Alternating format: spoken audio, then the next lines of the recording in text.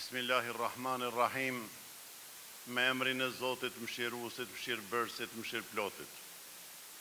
I nderuari kryetar i komunës Yferizajt, Zotëri Agim Aliu, i nderuar kryetari Këshillit të Bashkisë Islame këtu në Ferizaj, Efendi Nexhmettin Bajrami, i nderuar kryetar komunës së Kaçanikut, të Hanit të Lezit, në kryetar komunës së Shtimës, të nderuar bashkëpunëtor Efendi Ler, përfaqësues të institucioneve të shumta, të nderuar pranishëm, vëllezër e motra.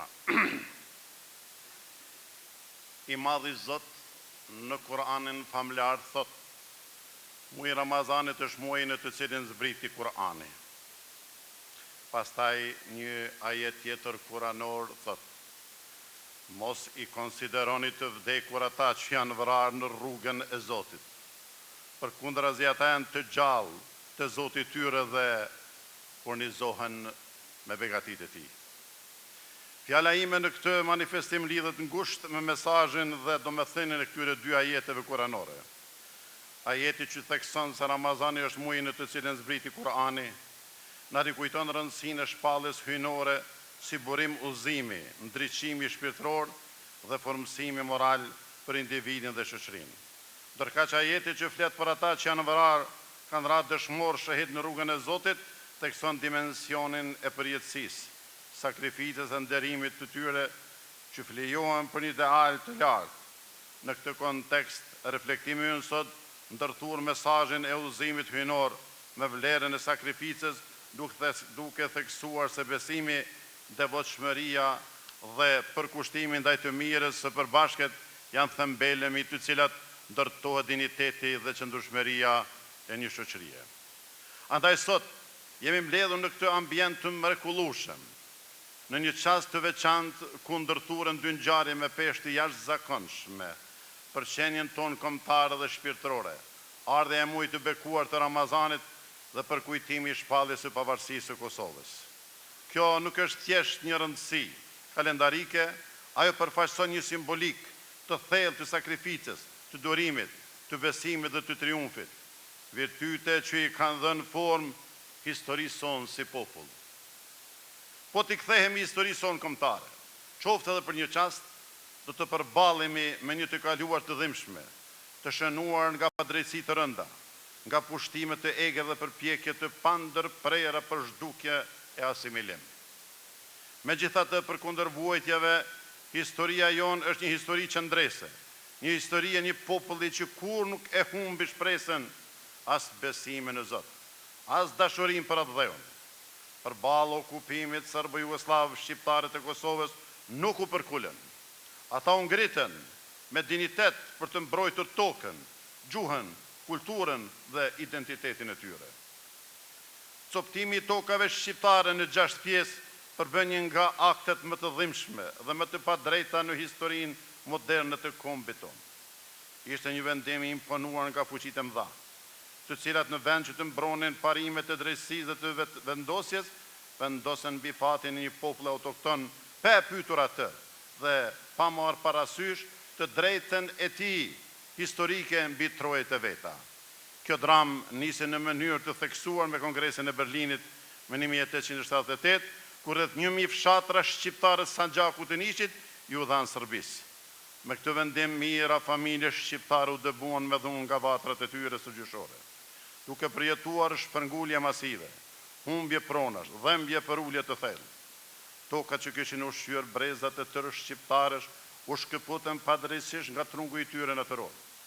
Plaga u thellua edhe më shumë vitin 1913, në konferencën e ambasadorëve në Londër, ku fuqitë e mëdha vendosën fatin e Shqipërisë dhe të shqiptarëve me një të rënë lapsi. Në vend që të njihnin tërsinë territoriale të trojeve shqiptare, ata vendosën coptimin e tyre, duke lënë jashtë shtetit të sapo shpallur shqiptar, më shumë se gjysmën e territoreve dhe të popullsisë shqiptare. Kosova, Çamëria, trojet në Maqedoni, Maltëzi e Sanxhak mbeten të ndara me kufi artificial, duke krijuar plagë që do të dhembnin dhe do të dernin gjak për dekada me radhë. Ky coptim nuk ishte thjesht një akt politik, ishte një dramë kombëtare, një ndërprerje e dhunshme e vazhdimësisë historike, kulturore dhe shpirtërore të një kombi të lashtë në trojët e veta.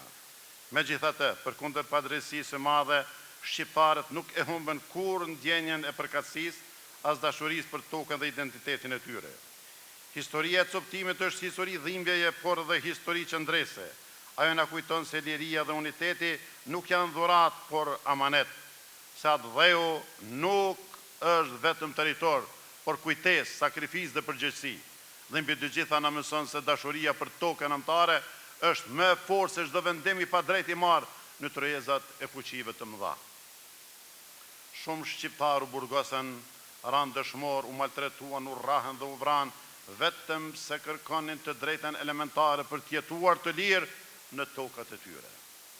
Gjaku i tyre u bë dritë në errësirën e robërisë, ndërsa sakrifica e tyre u shndrua në themel të shtetësisë sonë. Liria që ne sot e gëzojmë nuk është dhurat, ajo është fryt i një sakrifice të madhe dhe një besimi të palikundur, se drejtësia sa do e vonuar do të triumfojë. Në këtë kontekst, ardhja e Ramazanit na fton të reflektojmë thellë mbi vlerat të durimit, sabrit, të sakrificës, të solidaritetit dhe të devotshmërisë. Ashtu siç na mëson agjërimi të përmbajmë veten dhe të forcojmë shpirtin, po ashtu historia jonë na mëson se liria fitohet me përkushtim, me qëndresë dhe me besim të palëkundur në Zotin e plot fuqishëm. Ramazani është muaj i pastrimit shpirtëror, i faljes dhe i afrimit me njëri tjetrin, ndërsa pavarësia është fryt i unitetit kombëtar dhe i dashurisë së pakushtëzuar për atë dheun.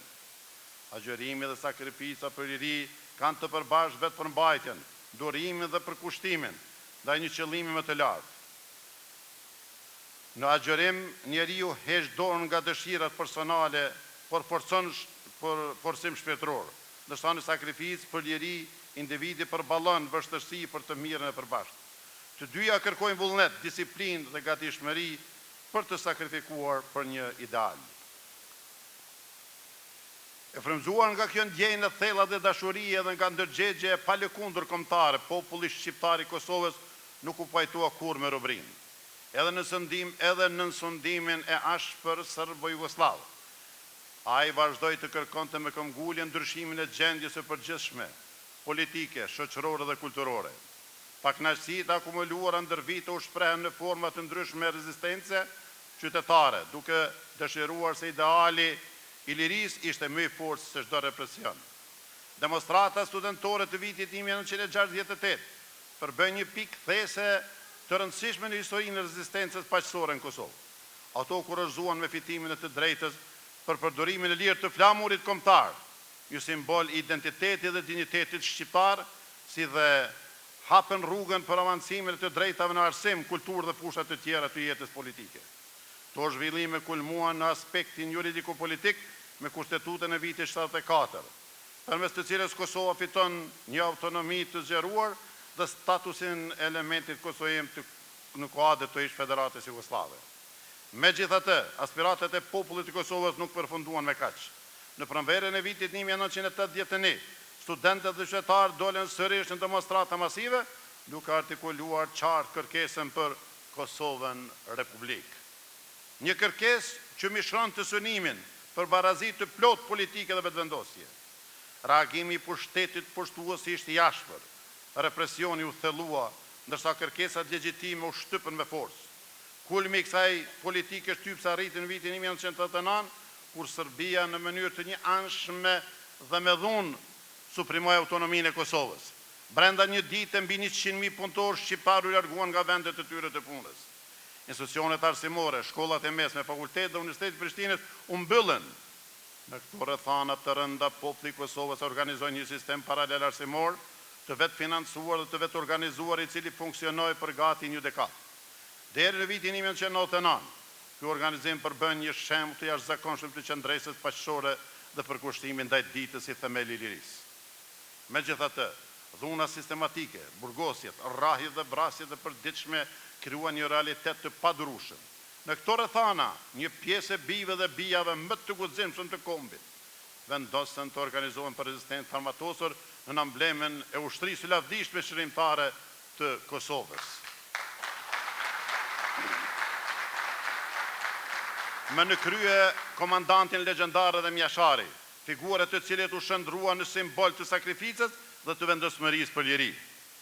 Gjatë viteve 98-99, Kosova u përballë me një luftë të përgjakshme.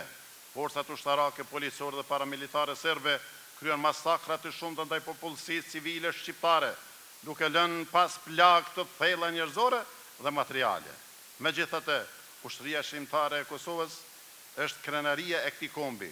Luftoi me nder, trimëri dhe përkushtim, duke dëshmuar se ideali i lirisë është i panegociueshëm. Shumë dëshmora në altarin e atë dheut, duke vullosur me gjakun e tyre rrugën drejt çlirimit. Tërhyrja e NATO-s dhe bombardimi i caqeve ushtarake serbe shënuan një kthesë vendimtare në këtë luftë. Largimi përfundimtar të forcave serbe nga Kosova. Atëherë u hap rruga për një epokë të re, epokën e lirisë dhe të ndërtimit të shtetësisë. Kjo histori e dhimbshme, por njëkohësisht madhështore dëshmon se liria e Kosovës nuk ishte rastësi historike, por rezultati i një qëndrese të gjatë, të shumë fisht dhe të mbështetur mbi sakrificën sublime të brezave të tërë. Ajo mbetet një amanet i shenjtë për ta ruajtur, forcuar dhe zhvilluar shtetin ton me dignitet, drejtësi dhe dashuri të përhershme për atë dheun.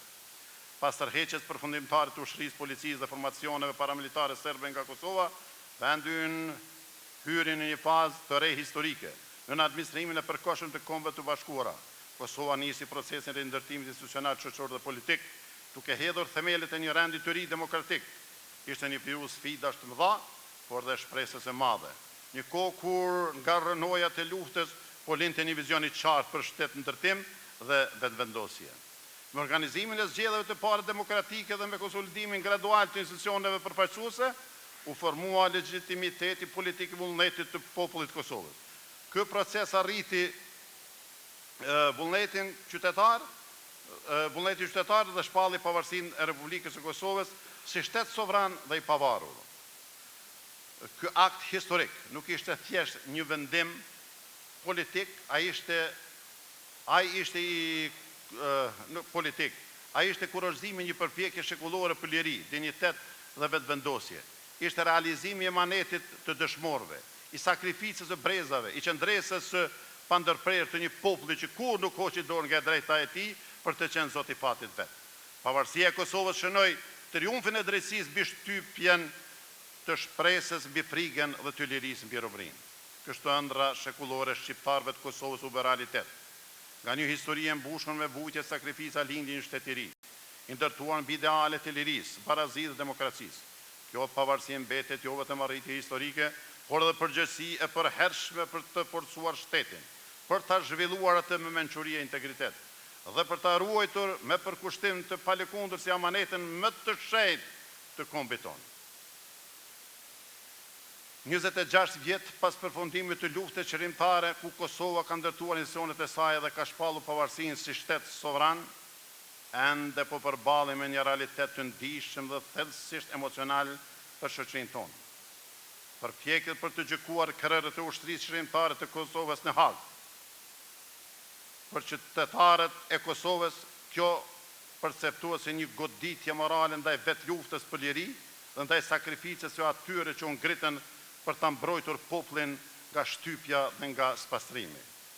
Ne me zë të fuqishëm qytetarë kombëtar, shprehim solidaritetin ton me luftëtarët dhe kërkojmë procese të drejta, transparente dhe të paanshme dhe lirimin e tyre. Në çdo marsh paqësor dhe në çdo reagim publik, ne kërkojmë që drejtësia të vijë në vend, që të respektohet dinjiteti i luftës sonë qëllimtare dhe që qëllimtarët të trajtohen me drejtësi e integritet, sepse liria e Kosovës nuk ishte projekt individual, por përpjekje kolektive. Aja ka emri saj, u ndërtua mbi sakrificë dhe mbi një ideal të pastër për shërim, dhe sot, po aq sa dje, ne qëndrojmë të bashkuar në mbrojtje të së vërtetës historike, të dinjitetit të luftës sonë dhe të drejtës për një drejtësi të barabartë e të pa ndikuar. Të nderuar pranishëm, populli shqiptar, ndërsheku është dalluar për harmoni, bashkëjetesë dhe mirëkuptim mes besimeve.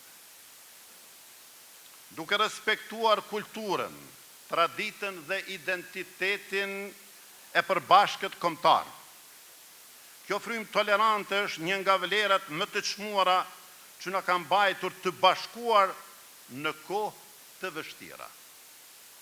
Sot, disa zëra përçarës e të huaj për ne, drejtuar fesë islame, përpiqen të cenojnë këtë harmoni fetare, që ka qëndruar e fortë për shekuj.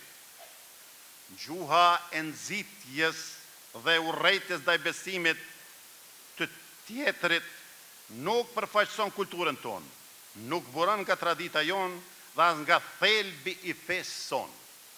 Ajo është e huaj për shpirtin shqiptar dhe si e tillë duhet të refuzuar me vendosmëri. Ne duhet të mbrojmë bashkimin, respektin dhe tolerancën si vlera themelore të identitetit ton kombëtar. Le të shfrytëzojmë këtë agjerim të bekuar për të forcuar ndërgjegjen tonë kombëtare dhe fetare, për të nderuar me përullësi dëshmorët dhe të gjithë ata që sakrifikuan për lirinë tonë dhe për të ndërtuar një të ardhme të denjë për gjakun dhe mundin e tyre. Të jemi të bashkuar në vlera të fortë në besim, të palëkundur në përkushtim ndaj atë dheut, fesë e drejtësisë. Qoftë Ramazani muaj i paqes, i mëshirës dhe i begatisë për të gjithë ne, dhe qoftë pavarësia jonë gjithmonë e mbrojtur me urtësi, përgjegjësi dhe dashuri të thellë për këtë tokë të shenjtë që na ka lindur e rritur.